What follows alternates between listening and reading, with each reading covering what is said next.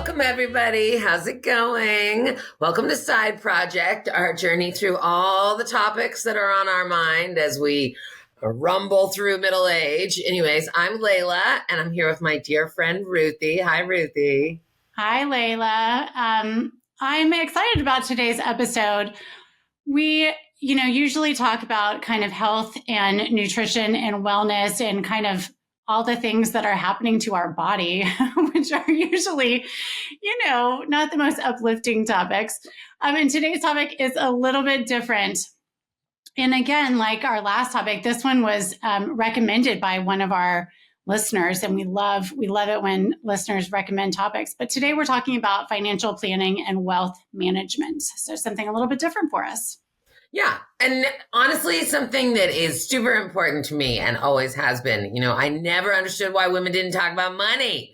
We'll go buy Louis Vuitton bags together, but we won't talk about how much money we're making.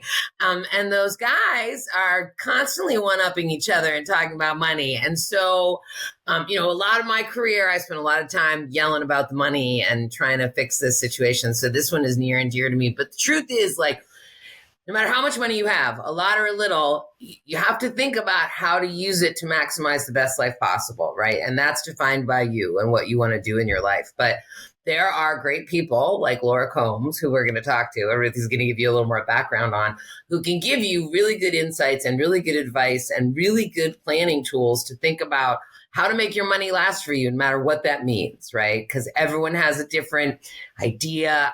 I don't want a private island. I don't know anyone that does. God bless if you do. I just want to be able to get old comfortably and leave my kids a little money, right? That's sort of where I am. But everyone's got their different stuff and everyone's at different ages. So this is going to be awesome. All right, I talked a lot, Ruthie. Sorry. Go. That's great. I think, what struck me while you were talking is that we are very different hosts this time because you clearly know what you're doing. You have your act together when it comes to money management. And my situation is a little bit of willful ignorance. And I know the money's there and I could find it if I needed to, but it's a little stick my head in the sand and not really talk about it. So I'm definitely interested in hearing what we had to say and what we're going to talk to you about with our friend Laura Combs, who we're here with today. Laura is an executive managing director at Mercer Advisors, concentrating on wealth management. And beyond that, her real focus is ensuring that people of all stripes, and particularly women, have access to wealth management and the tools that they need to be successful. To that end, Laura helped launch something called Invest Hers, which is Mercer's program focused on financial planning for women by women. And I definitely want to hear more about that. She has been named a Forbes Top Woman Wealth Advisor, an Investment News Top 40 Under 40 Advisors, and an Advisor Hub Top 100 Advisors to Watch. And all of that is to say she is incredibly impressive, and we are so lucky to have her with us today. Welcome, Laura. Yay! Thank you so much. It is awesome to be here. I'm so excited for the conversation. Us too. Okay, so Laura, tell us a little bit about your background. How did you get into wealth management? Why did you decide to focus on women? How'd this come to be? This question is interesting because I fell into wealth management. So I don't have the traditional, I knew what I wanted to be as a little girl and I wanted to be in wealth management. I fell into wealth management in a time where, there was a global financial crisis had kind of been happening. I needed a job. I didn't study business or finance in college. I studied communication. I love people. I love connecting with people. I love connecting with women in particular. And I kind of fell into this industry and really fell in love with it because I liked money. I liked math.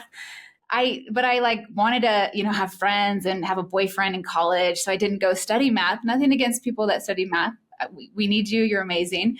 But I just was wanted to spend time with people. So I studied communication and fell into this industry because I needed a job. And I really liked it. And I liked that I could help people with their lives. I could help organize and plan for people's lives. And there was such a deep emotional connection around money that you really got to see people, and understand people. What were they struggling with? So that's kind of how I fell into it. And I found throughout my career this pattern, and you kind of alluded to it, Layla, already.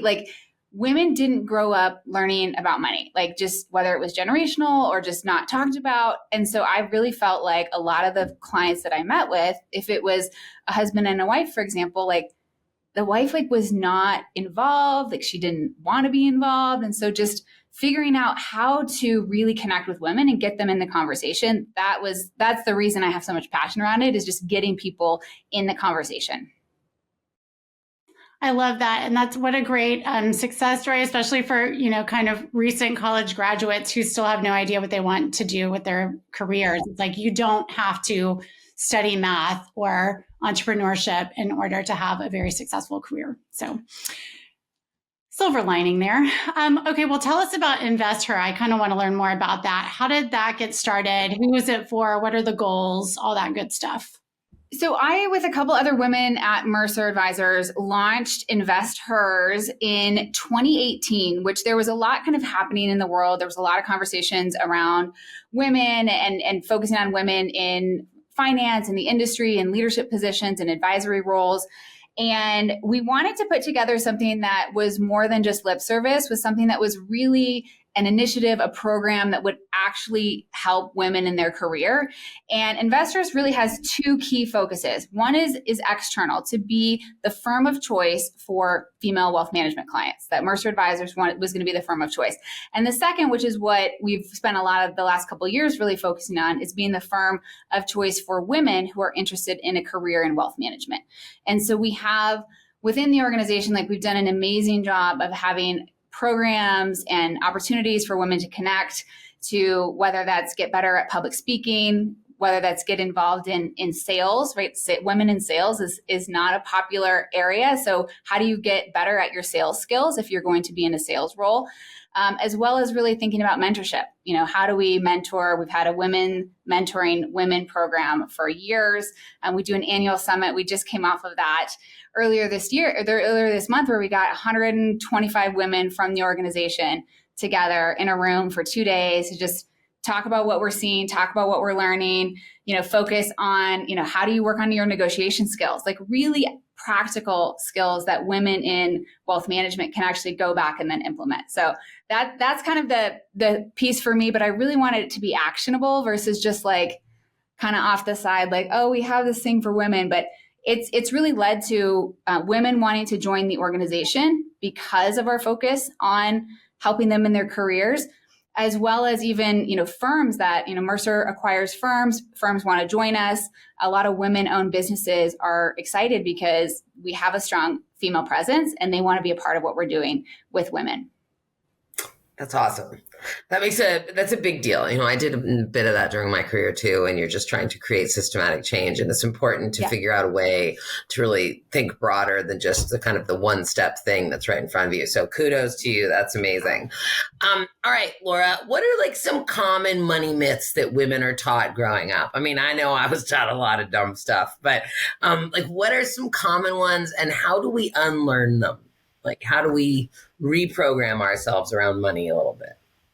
I think the one that jumps out to me the most is just this idea of like, I'm not good with money, right? You were joking on the Louis Vuitton bag at the beginning. I think women in general get maybe a bad reputation on, we spend a lot of money. We spend money on stuff that might not be meaningful, even if it is. And so this kind of like idea that I'm not good with money, I think is ingrained in us, even from a young age. Like I'm not given responsibility with a lot of money. I'm not good with money. And so kind of understanding around like, what does that even mean? How do you dispel that? It's like, you don't have to be, it's not good or bad. It just, we need to understand how money works. Money's a tool. It allows us to do things. And if you want to buy that Louis Vuitton bag, you should go for it. Buy the Louis Vuitton bag. That is very valuable, Laura. I don't know what you're talking about. A Louis Vuitton bag is a very valuable purchase. It's very valuable. I have one myself. But I don't think my husband would agree with that, but I think that for sure. Like, if it brings you joy, it's like, that's the thing like that when I talk about with women, I think that other myth is like, we shouldn't buy things that, aren't seen as valuable. It's like, if it adds joy and meaning in your life, like if that's a vacation, fantastic. If that's a designer bag, fantastic. If that means putting money in your retirement account for a rainy day, fantastic. Like, I'm not going to make a judgment around, what is enjoyable to people. But again, it's like that idea of I'm not good because maybe I want to buy one or two different things than other people. I think there's just that comparison. So that to me is a myth there. I think it's kind of like the I'm not good at math thing. Yeah. Right? I'm not good at math. I'm not good at money. I'm not good at science, right? Like it kind of all blends together. And maybe that's just something that, is shifting over time and we're working to change. I hope so. Another myth that I see a lot is, and this might be changing too with just kind of the demographics shifting, is like my spouse will handle money, or my spouse will handle it, probably particularly in a traditional husband-wife relationship, or my partner will handle it. I think there's a kind of a default of like, I'm going to just, I don't need to worry about it. Like, especially women that maybe stay at home for a season, my spouse has it, I don't need to worry about it. I think that is a myth because there might be a day where you have to handle it. And if you've never handled it and you don't understand it, that presents a problem. And so the myth of like someone else is handling it, to me, I want to be in control. I want to know where things are. And if my spouse handles it, that's fine. But I want to at least know where things are so that if I needed to handle it, then I would be able to do that without kind of feeling scared or I don't know that that's actually a myth. I think that is actually a reality. I think at least, I'll be honest, in my house, my husband handles, he's a business guy, he's a finance guy. So he does handle all of our finances. He pays the taxes, he pays, all of our bills. He deals with our accounts and our managers and everything. He does it all. And you hear these stories, not infrequently about somebody whose husband or wife passes away and they were the ones that handled all the finances. And I think about this a lot. And, what if, we did have a tragedy and my husband wasn't around anymore? Would I know I would be okay, but would I know where to get the money? Would I know where it all is? Would I know how to handle everything and all that kind of stuff? So, and I'm not alone in that. So I don't know that that's necessarily a myth, but I do think it's a big problem that we have. And, so how often is that something that you see a lot? And how do we prevent that? And like, with myself, we do have fail safes in place. So I know I would be fine in that situation, but there are a lot of people who are not. And what advice do you have for those women? I think you're right, Ruthie. It's something that happens more than we think. The average age of widowhood in the United States, last time I checked, was 59, which is shocking to me. That is shocking. That feels very low. Feels very low. It used to be 57 a couple of years ago. We've extended that out a little bit, but still really low. Most people would say in their 70s, for something like that. So the reason I think the earlier question around my passion for women and wealth, it stemmed from an experience that I had early on in my career where I had started working with a couple and the husband passed away unexpectedly from a heart attack. And the wife had been involved, but it was like her world had totally changed. And the fact that she could lean on me, handle everything, be able to walk her through that, I think was part of the reason that I'm so passionate about this space and making sure that women know what to do. But because you're right, it's like there's a lot that changes. And I think even if someone else is handling it, I always encourage spouses, partners, it's like you need to be in the conversation, even if you're not interested in it. Even if you don't really have a desire to like be an expert on investment, portfolio management, or cash flow projections, like you should just have an awareness of if something happens, who are the people that I call? Do I have a financial advisor, a wealth management team that I'm calling? I call one person and they can handle it all. Do I know how to pay the taxes? Is my CPA a part of my wealth management team, or are they someone else? So do I know all the players and do I know who to call?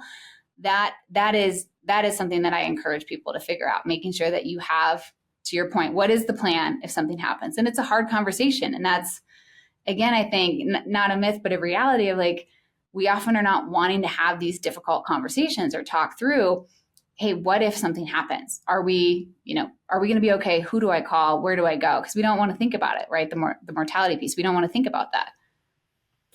Well, I mean, and you can even extend it into like, we're certainly, a lot of us are middle aged here. So the whole parent leave it, like my dad died a year and a half ago, and my mom didn't know. I mean, if I didn't know where everything was and like how to break into all his accounts, I mean, it was very like, thank God I figured this out beforehand, because otherwise, what would we have done? So like in that instance, I mean, I know when your spouse, I can't even imagine, but like, yes, you have to have a contingency plan. You have to know what banks the money's in, how to log into those banks. Hopefully you have someone to call. A lot of people don't.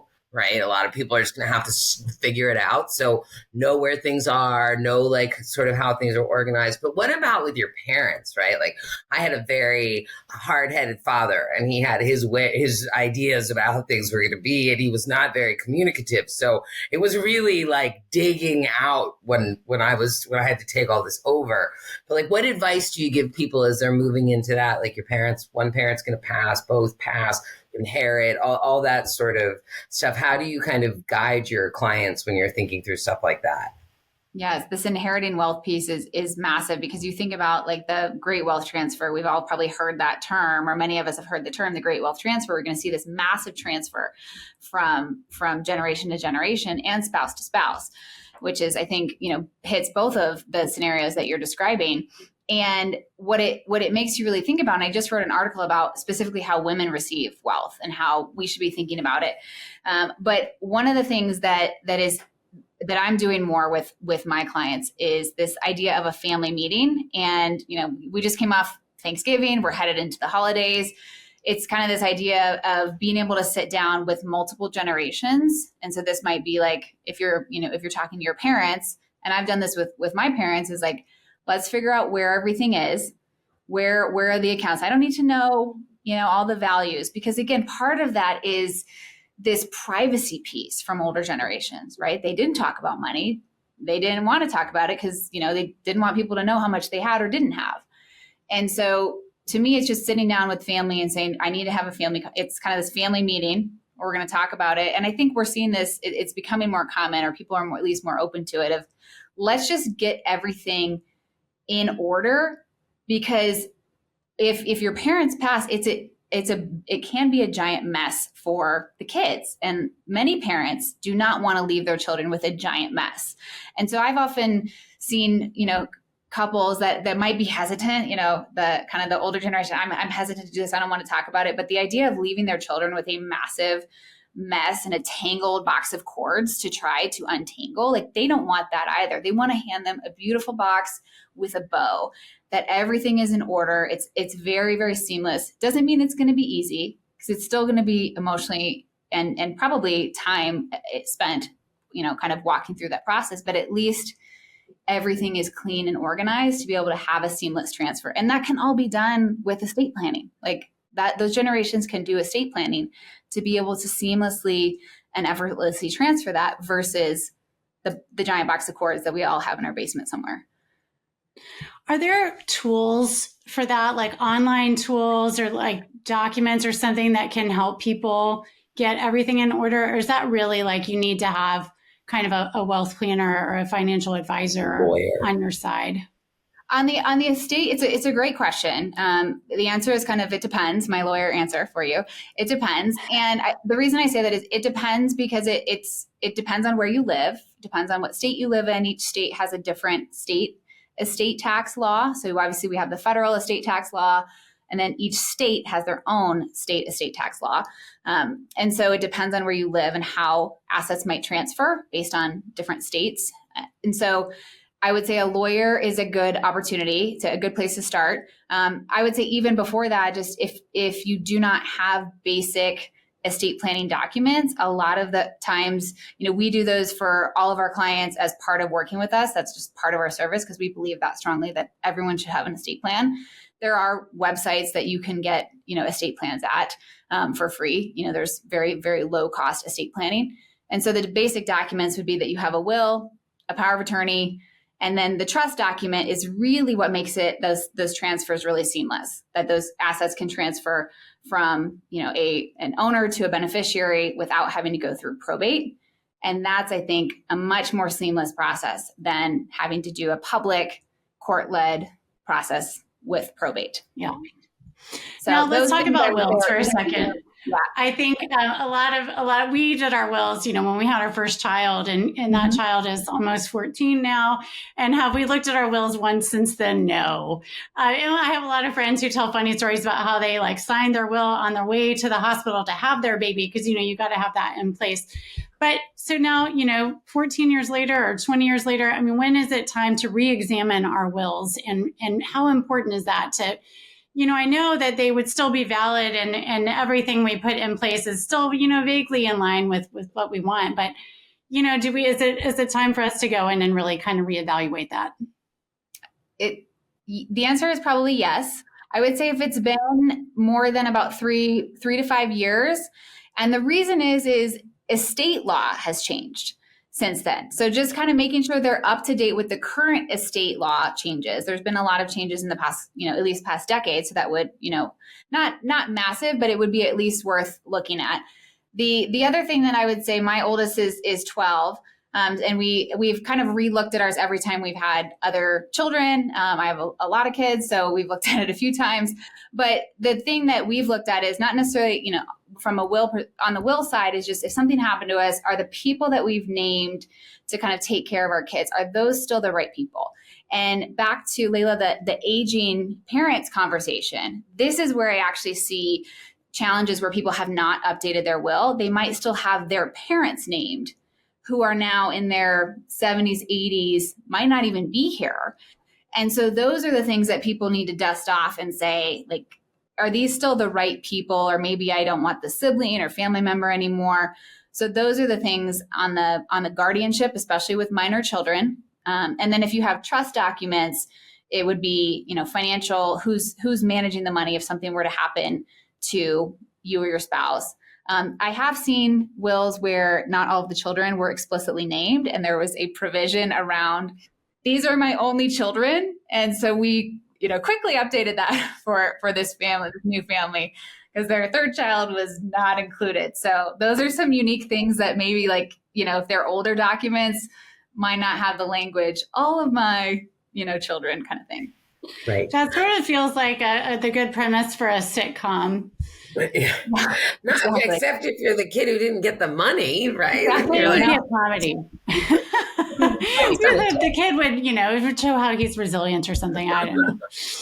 The other thing that I would say on estate docs is, especially with the aging parents conversation, if you are caring for your parents at all, medical powers of attorney are something that oftentimes hospitals will want refreshed or with a wet signature, even if it's the same people every 3 years, is kind of the rule of thumb that we give to our clients, or our attorneys give to our clients, is just, hospitals just want to make sure, this is, if it's a living will, if it says you're going to be on life support, just making sure that those are fresh signatures within the past 3 years, especially if you're providing any care for your parents. Yeah, that's great advice. What are there any other things in estate planning that are often overlooked by women, or any other things that we should absolutely put in our noodle and keep there front and center outside of like the ones you just noted? Sure. I think on the trust, we do a lot of trust-based planning, and a lot of people think, well, I've got a will, I don't need a trust. Like, my estate or my money, my assets might not be big enough to warrant a trust. But to me, a trust is really just kind of an opportunity, a box that I can put stuff in and I can take stuff out of. And so it also has a layer of protection specifically around marital or remarriage protection. So for women in particular, I will often make a recommendation with our attorney team to say, we want to have a trust-based plan so that if something happens to a husband and a wife, then let's say I die, right? And my husband has our money, that our money together would go to our children, and there would be kind of a marital protection that his next new younger wife wouldn't be able to, really have any access to that. So that I signed that one too. I definitely made sure that one was in there too. I was like, all my money goes to my children. That can get overlooked. And then if you have kids too, there's also just making sure that they're like, again, we think about like, our kids are going to marry wonderful people who take great care of them. I hope that. I wish that for all of our children. I wish that, but But you can also layer in generational protection. So again, if something were to happen to me, then I can kind of layer in some provisions around this is family money for my children. It would never be considered a marital asset and should not be moved out. So you can actually set up a few more controls with a trust. And it's a revocable trust. So you can change it during your lifetime. You can put things in, you can take things out, you can retitle them. But those are things I think people think, again, maybe a myth. I don't have enough money to warrant a trust. Trust is for ultra wealthy people. It's like, no, trust is, it's just a box you put stuff in. You can, easily transfer the box from one person to the next. And you don't have to. A trust is basically just a legal protection, right? Correct. Keeps you at probate. Exactly. So it's worth spending whatever money the lawyer will charge you to set up a trust, even if you just have like a house and your retirement and a light savings and, not millions and millions of dollars. It's still worth spending some money on a lawyer to get this because it'll protect everyone and whatever assets you do have will be well protected. Mm-hmm.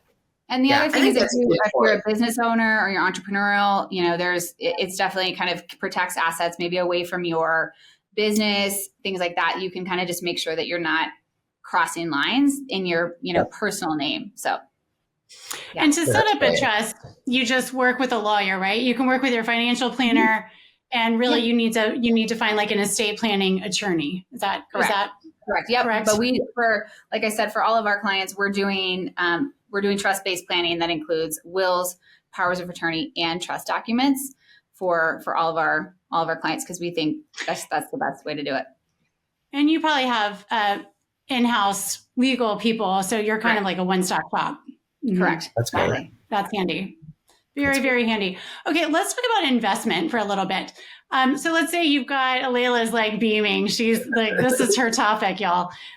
So let's say, we've got all this money. Should we be investing? What mistakes do you see with women and their investing? Maybe that we're not investing enough. How should we be thinking about investing? I think that women, if you look at historical performance, women actually tend to outperform men on their investments. So we're better investors. We're better investors because we generally have a longer term time horizon. We're thinking longer term. We are not jumping in and out. We're not trying to like pick the next hot stock.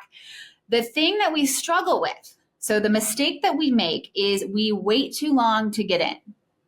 And so we sit on the sidelines for a little bit too long where, we're talking about the guys are, high five, they're doing stuff. They are in the market sooner.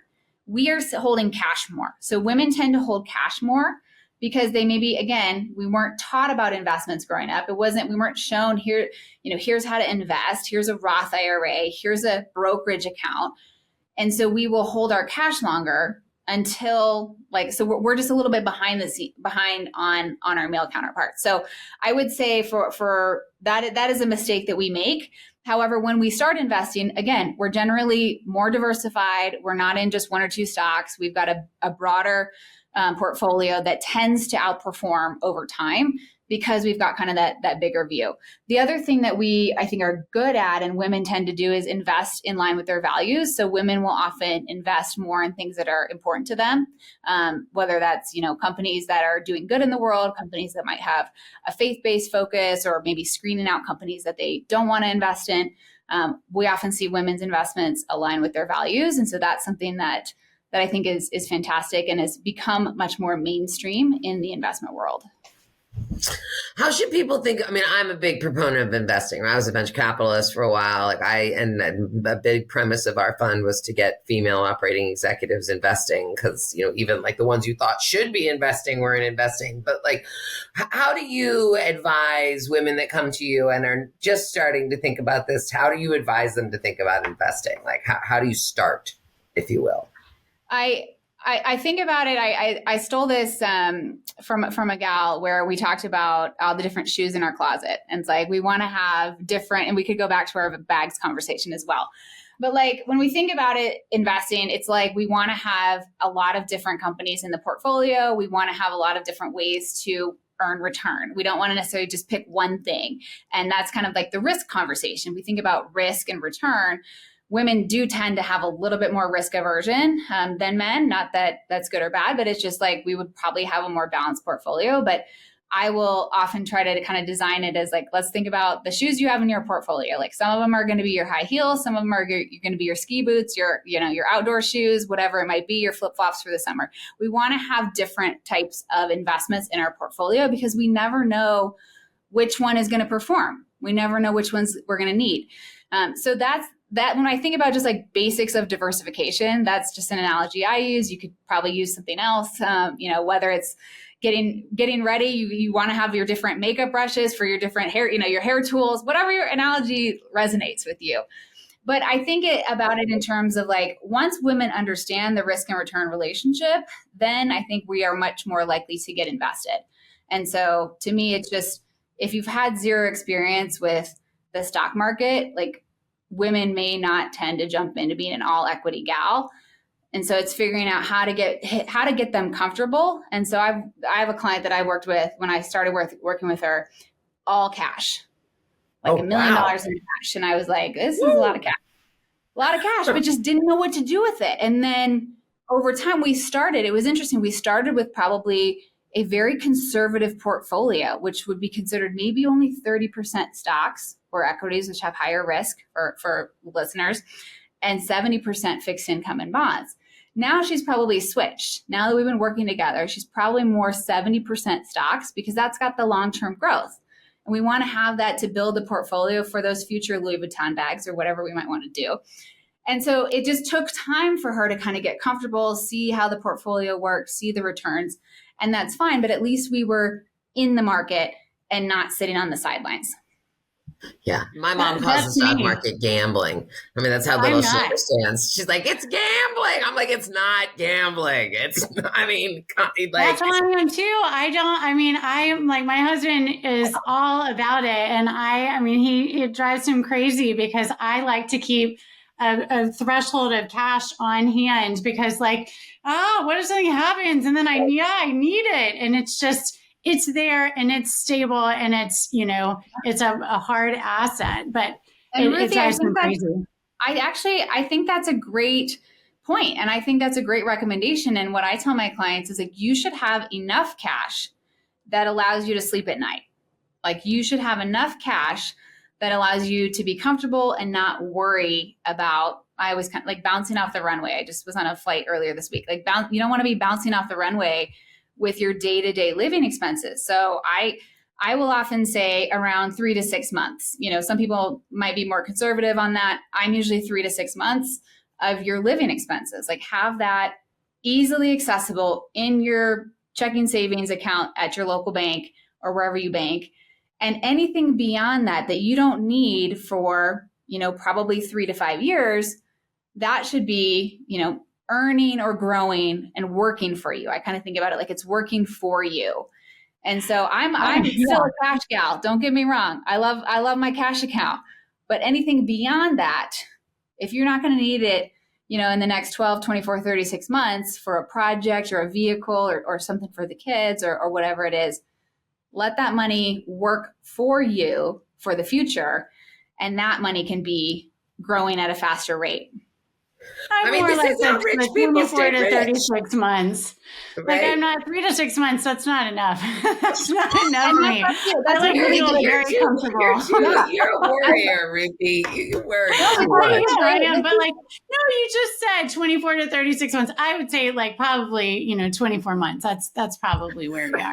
And that's my husband is like, no, we need to get it out there. We need to get it investing and, whatever, earning some income for us. But yeah, anyway. It's just more your level of comfort though, right? Like I'm very risk averse.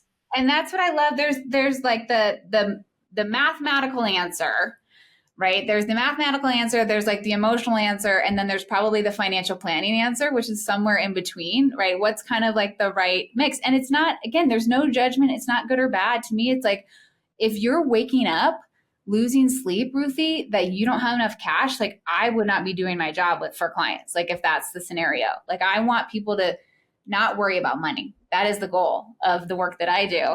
And so it's all personal preference. But, if you have the next 20 years, and maybe people need 20, I don't know, but I might talk you off the ledge on that one a little bit. No, that's a good way to put it. I think I sleep better at night knowing that if something were to happen, I'm good. Mm-hmm. But I do think if you didn't, I didn't grow up with money. A lot of people didn't grow up with money. No. You don't really get that money makes money until you have money, right? You're like, what the hell does that mean? Money makes money. That's some shit rich people say to each other. I don't understand, right? And then you get a little money and you're like, holy shit, $100 just made $10. And then, but until you have some cash, you don't know that, right? So it's also one of those where you're like, I'm going to hold my money because I don't want someone to take it from me because people always, but no, you got to roll some of it out so that it works for you, to your point, Laura. But those are some of the things we're relearning, right? Or we never learned to begin with. And honestly, my dad made money, but he didn't talk about it. I didn't have any idea what was happening. He most of the time he just yelled at us that we were spending too much money at Macy's. And that was the extent of our relationship, when it came to money. Standard immigrant parent, who makes all the money and holds it tight and doesn't let anyone spend it. We were terrified we were going to get kicked out, right? But okay, so let's switch a little bit to this. So a lot of women are going through major life transitions, right? They get married, they're getting divorced, they're having kids, they're changing careers, all those types of things. When that type of stuff is happening, what financial steps matter most, right? Right now I have a whole bunch of friends getting divorced and is that complicated and hard to figure out. And having a kid, just like we were talking about with wills and whatnot. But if you're just a couple things for all those things that you're you got to do 1, 2, 3, what would that be in your mind? Life transitions are expensive. Yeah. I mean, I'm on Team Ruthie on this one here with life transition is you got to make sure you've got enough cash. So if you're changing jobs, if you're getting divorced, again, that cash piece or easy access to money does make a lot of sense. So whether that's building a cash reserve, really simple, if you're having a child, right, making sure that you have enough extra, again, if you're taking leave or something like that, that you've just got enough of a cushion. If you're buying a house, if you're, again, even getting married, that's a big change. To me, it's just building a cash reserve. And that seems really simple. But to me, if you have enough cash, a lot of the problems that, that you might encounter kind of go away. If you've done the planning and have a cushion of cash, right? We get into trouble when we haven't done the planning, then we're kind of caught flat-footed. So I think having the cash piece. I also think, again, back to the estate plan, anytime you go through a life transition, you should be reviewing your estate plans. If you have a child, if you get married, making sure you and, looking at different accounts, how do you and your spouse come together? If you have a child, what happens if something happens to both of you? If you're going through a divorce, same thing, because you previously had other people on there. Now you have to kind of unwind, make sure that you take your spouse off. I can't tell you the number of times I've met with new clients, women clients who still have their ex on the beneficiary forms. I'm like, oh my gosh, I'm printing the form right now. We're going to update this. So just reviewing who you have named, on any document, that is step number one for any of those major life transitions, I think. And just kind of reviewing your plan. We do a lot of work around financial planning, which really means where am I at today? What are my goals for the future? And then how am I going to get to achieve those goals? And kind of all of the work in between. And so that's an opportunity. If your plan changes, your financial plan should be living, breathing, and it can change with that. So reviewing your plan, I don't want to work this long anymore because, of X, Y, or Z. I'm now going to adjust my plan and make those changes in my finances. Right, because according to you, my husband's going to die in 7 years, so I better go have some fun with him. Shit. I hope not. The world needs a Josh. Average. No, not Josh. But whatever. I mean, that was terrifying. Widowhood in 7 years. Yikes. That is really, really jarring. I mean, 57 is not old. Yeah. Not old. Okay, Ruthie, were you about to ask a question? Yeah. Okay, so listening to all this, it's really fascinating. And I do think that Layla and I are both fortunate in that we both have good heads on our shoulders, and we both, I think, have some good steps in place. But what I'm hearing, what I'm getting from this conversation is really that women need to have someone they trust on their side. And I think that is the hard thing for a lot of women, and maybe just for me. Like when you think about having someone help you plan your estate and your financials, it's like giving them the keys to the castle. And you hear all the stories about women getting scammed because they let somebody in and then that person takes advantage of them. So like really, I mean, I think starting now, we all need to have someone that we trust in our corner. And I think, a lot of women, like, kudos to you for the investor thing, because I think that is a key. Is, I think women often trust other women, and so that's just a really great thing. So I don't know, that's what I'm taking away, is that trust is just a huge issue here, and that we need to find someone now that we trust. So like, if you don't have someone that you trust helping you manage your finances, that would be a big. Yeah, call Laura. Because I think you're right. Like the people that you find these people through word of mouth, right? You're like, who'd you do this with, or and I'm sure that that's a good way to do it too. But it can be very daunting when you're like, I don't have that much money, and I don't want to spend a whole much money to think about money. Like, what do I do? So I do think someone like Laura is focused on women, focused on the things that we will face as the life changes come down the path. I mean, I think it makes a lot of sense. And I do think we got to get comfortable talking about money, right? Yeah. How much money we made, how much money we lost. Because the other thing is everyone loses money too. It's not like people put their money in the stock market and everyone just makes money. Like it goes like this a lot of the time, up and down and up and down. So I just think there's something like all the other topics on this podcast, like when we start talking about them, we demystify them, right? Yeah. Like I can say vaginal cream now, for God's sake. I can't believe I can say that out loud and not completely the last episode we had to say orgasm. Oh my gosh, I know, you and Julie, can you imagine? We got very and now we're comfortable. saying like save money, check your documents. Yeah. But I do think, I just think money I think our parents taught us not to talk about it. I think as women, we've been told we're not good at it, and that we like leave it to the men, right? And certainly that was what my dad and mom did, and that was the example that a lot of us saw. But I do think what you're doing, Laura, as far as like breaking the mold a little bit and breaking how people think about themselves as investors, and even that estate planning thing. Like a lot of my friends are just normal people, like plumbers and teachers and people working hard, not like tech stock people, whatever. And they'll be like, I don't need that. I just have this house with like my little 401k, but they do, right? They do need it. And that's important. I think so. I think it's just, again, having the conversation with women, and the trust piece is so important, because I had the realization, a year or two ago, where I was just like, I basically buy products and get things in my life based on recommendations. And so if women we are talking more about the wealth management and the financial planning, the investments that we're doing with our friends, they're going to be more likely to get involved. And it's much more of a referral based business and word of mouth. To your point, women aren't necessarily always like, let me research financial planner on the internet. Like maybe you are wonderful, you're ahead of everyone, but like, I'm like, hey, who did you use? Did you like her? And again, I myself have a financial advisor who works at my company, because even though I'm in the industry, I still want to call somebody who's going to tell me, hey, you're doing okay, or hey, you got to make these changes. And that, to me, I trust her. And it's just somebody else talking into my life to say, hey, you are still on track, or we got to look at X, Y, or Z, because again, even though I'm in the industry, I still need somebody, right? It's just like somebody is like a trainer. And I think about financial planning as wellness. Like I know we were talking about wellness, and this might be a deviation from it, but like I actually think that for women, if our financial affairs are in order, we feel less stressed, we feel more confident. Like to me, it is a financial wellness topic. Like it's a wellness topic. I love that. 100%. Yeah, I agree 100% absolutely. too. Talk about being able to sleep better at night, for sure.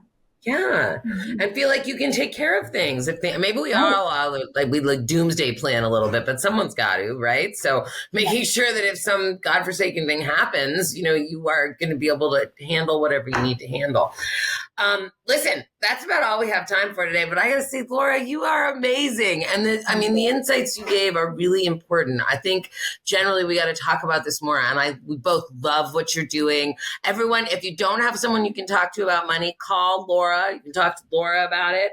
But just generally, we thank you so much for coming. You can find a recap of all the information we talked about on our website at sideprojecthq.com. And just generally, Laura, you're amazing. We'll give you all her data up on our website too. And we'll see you guys next time. Thanks, Laura. Thanks, Laura. Thank you.